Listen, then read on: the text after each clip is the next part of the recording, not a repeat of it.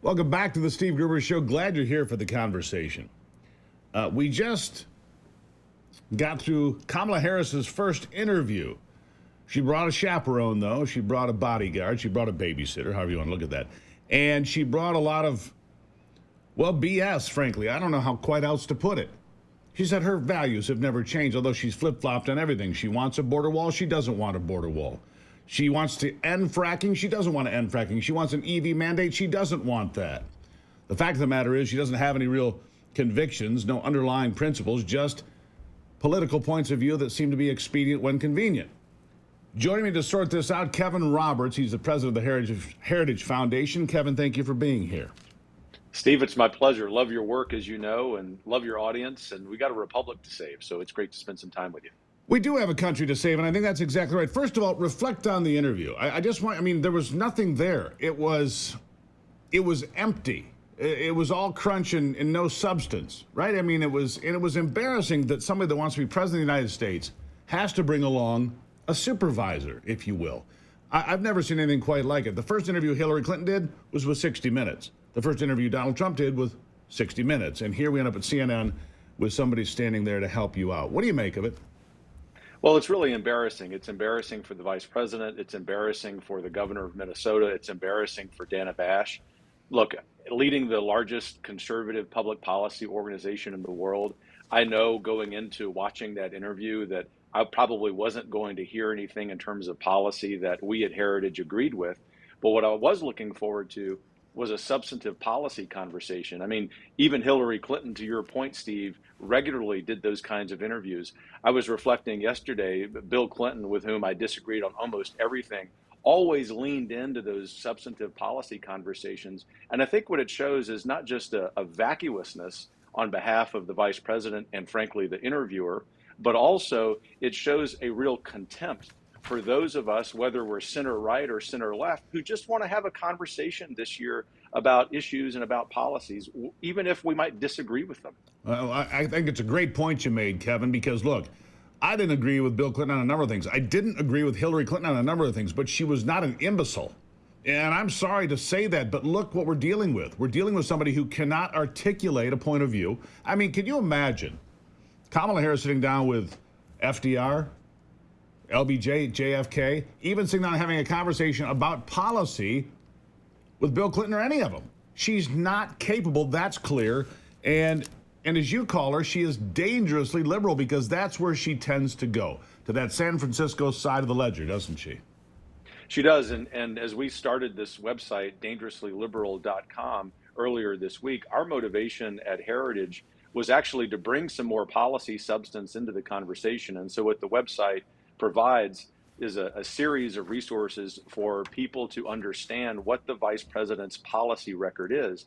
That policy record, by the way, is, as you and your audience know well, is one that has undermined the American dream, whether it is a terrible performance on the economy by spending way too much money by the federal government, whether it is spending way too much money on so-called green energy, a policy, by the way, that they're running away from, and she ran away from last night because she's very worried about key states and key voters in places like Pennsylvania, whether they're Democrats or Republicans, who understand that Harris's policies have undermined their own prosperity, their own American dream.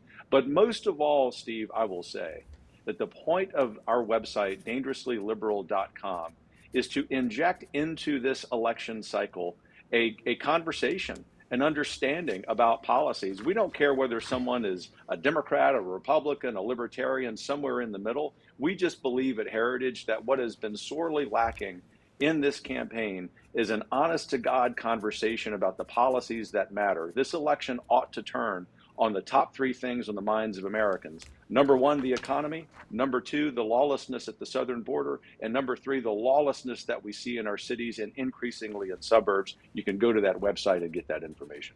It is dangerouslyliberal.com. I've been looking at it here this morning before I began talking to you. So let's talk about Bidenomics, all right? So she was asked about Bidenomics in the interview. She said basically nothing.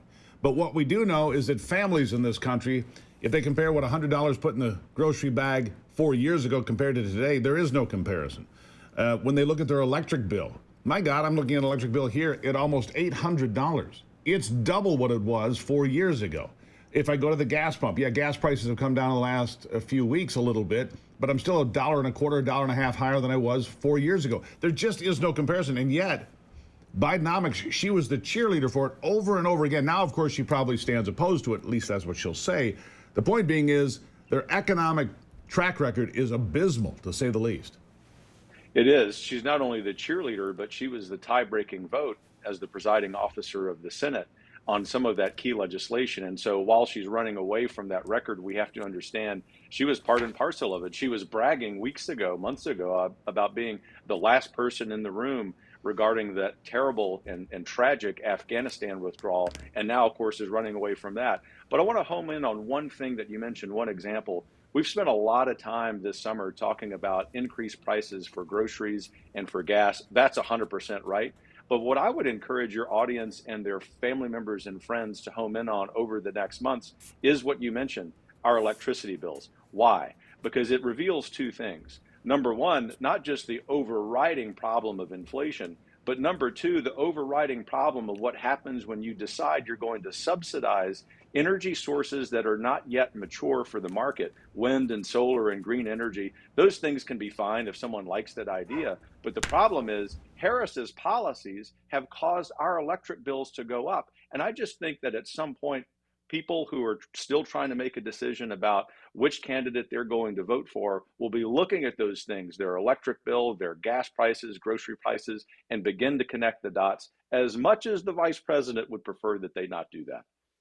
Exactly right. I want to shift to something else that you touched on. And again, the website is dangerouslyliberal.com. Look at it. It's very telling.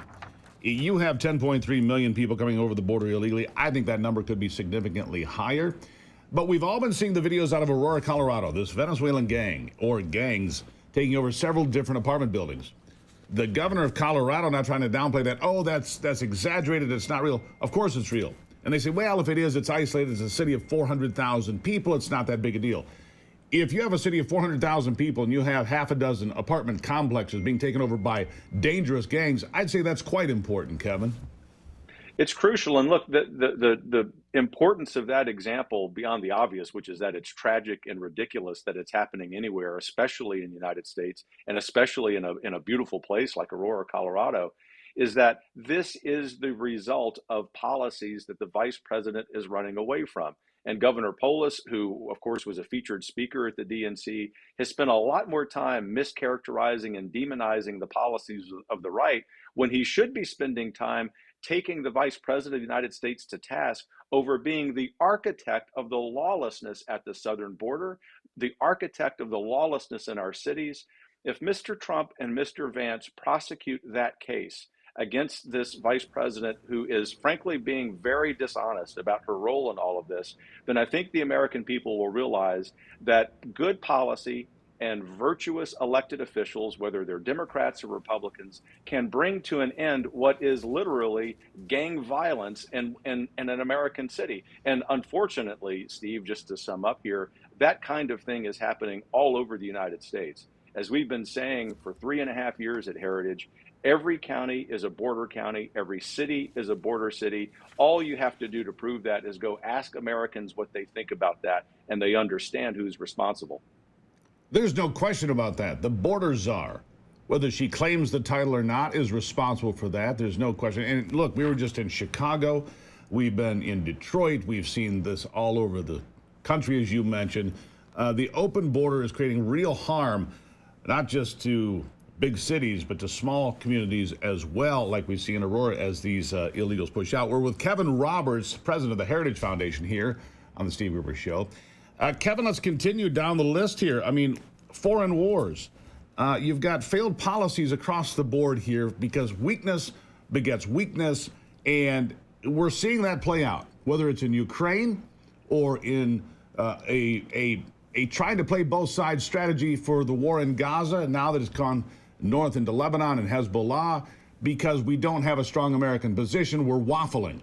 And waffling creates opportunity for our enemies, doesn't it?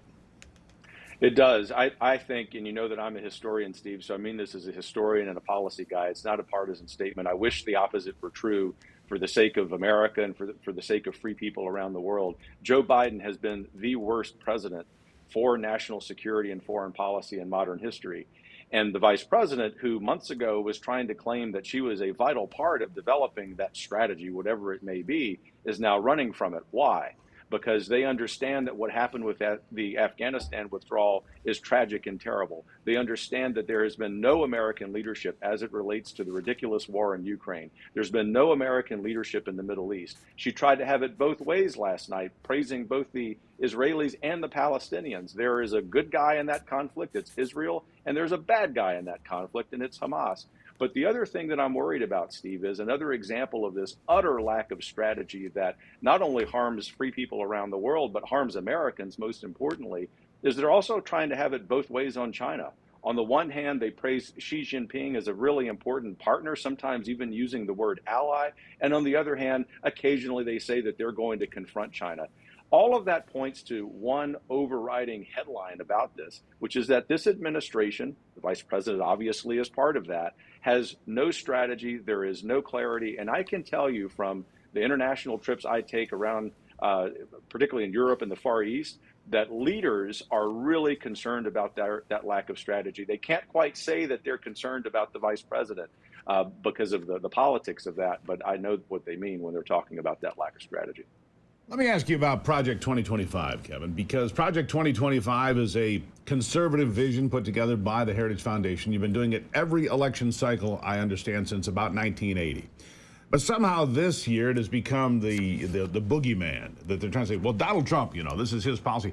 Did Donald Trump write Project 2025 or have anything to do with it at all?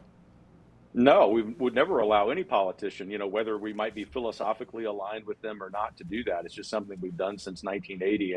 And I think that the left has gone apoplectic this year because never before has this effort been this ambitious. We've got 111 organizations that are part of it, 20,000 people who've decided that they want to be in a conservative personnel database, not just for a federal administration, but for administrations that are at the state level. And obviously, there's no presumption that those elected leaders have to use that. We just do this to be of service. But I think the key point here, Steve, is the reason the left has spent probably more than $20 million demonizing the name Project 2025 is because the tenets of the project, closing the border, restoring the American dream, reforming American education, aren't just popular. They are ideas that sometimes, in some of the cases, more than 80% of the American people love.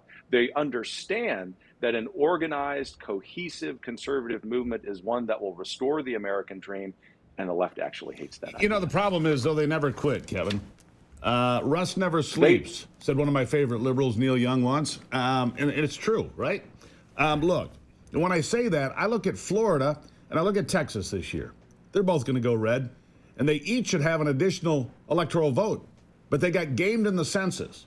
And that gaming of the census could cost the White House to Donald Trump. And I say that because Real Clear Politics right now has the Harris-Walz ticket at 270 and Trump-Vance at 268. Now, I don't know if that's going to play out that way. We're a long way from the election. But if it plays out that way, and Nebraska didn't turn their state into a winner-take-all, which they had the opportunity to do, and Texas and Florida both got gamed, well, there's the White House. There's the future of this country. You want to talk about history and historic mistakes and changes. There it is, Kevin. Well, it is. And look, your forecast there as of today is accurate as it seems to us. But let me take a step back from that. And though I agree with your point and say this, the left never quits. But let me tell you this, too. The right has learned we must never quit. Whatever your policy priorities are, if you're on the center right to the United States, maybe it's fiscal, maybe it's social, we have learned that we must never quit. And I can tell you at Heritage that we aren't. That's actually the whole motivation behind Project 2025, is to tell the radical left, the progressive Democrats, we're drawing a line in the sand. And if you want to disagree with us in an intellectually honest way about some of these issues, then let's have that conversation. But if what you're going to do is continue to demonize not just our project, but far more importantly, the millions of Americans who agree with that, then the lesson we ought to draw, to your point, Steve, is figuratively never to sleep. Sometimes conservatives have this tendency toward complacency. And by that, I'm not being overly critical. We like to raise our families, run our businesses, enjoy our communities.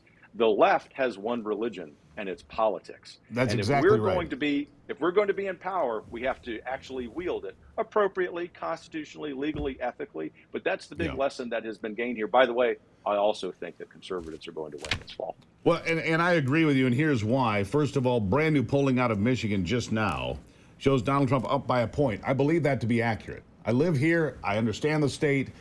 Donald Trump has been here a number of times. J.D. Vance has been here. They talk about the economy. They talk about manufacturing. They talk about industry. They talk about all the things that Michigan lost during the pandemic and have not recovered from.